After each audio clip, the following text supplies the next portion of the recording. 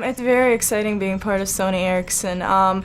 You know, I've seen them grow throughout the years in women's tennis, and it was so fun with the projects they did, and just to see the brand get involved with a sport like tennis and help us so much, and finally to be a global icon for them, which is, you know, pretty crazy for me in general to be called an icon. But I'm really excited about the relationship because Sony Ericcson really branches out of just tennis, and when I'm off the court, all I love to do is, you know, either music, be involved in music, or fashion, and that's what they're all about as well. So I think it's going to be a wonderful relationship.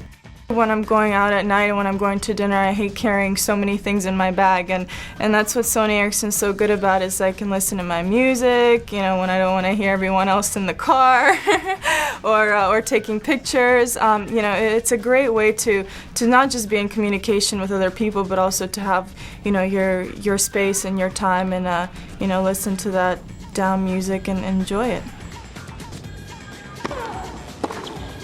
I'm very professional about what I do as an athlete. I know what it takes to work hard, to be, you know, to be good and professional, not just on the court. I mean, there are a lot of things that go with being a professional tennis player, you know, and I'm very grateful that they respect that and they acknowledge that, and they, you know, and they want me to be part of their brand. I mean, it's very exciting because I think the most exciting part of this relationship is the fact that they will allow me to be involved with, you know, with things from design to, you know, getting my opinion. And when I work with brands, I want to be involved in the whole process. You know, I want to make sure that my voice is heard. And, you know, in the first meetings that we had with Sony Ericcson, that was their #1 concern, and that was mine as well. So, you know, that was a great match. I will hopefully, you know, one day have my own phone, which I'm very excited about because I love to be in the creative process.